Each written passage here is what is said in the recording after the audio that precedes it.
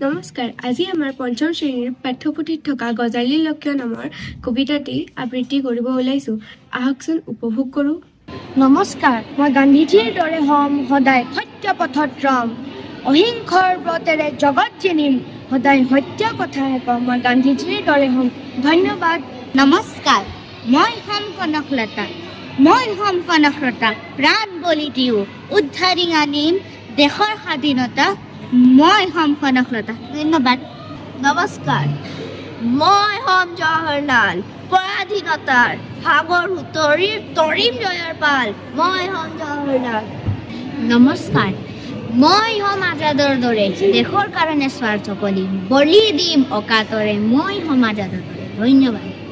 নমস্কাৰ, মই নেতাজী সুভাষ হ'ম, পৰ্বত ৰঙী সাগৰ নেওচি জয়ৰ তিলক ল'ম, মই নেতাজী সুভাষ হ'ম। নমস্কাৰ, মই হ'ম সৰোজিনী, বিশ্ব বিজয়িনী, সুপ্ত হাত যোগাই তুলিম ঢালি সঞ্জীৱনী, মই হ'ম সৰোজিনী।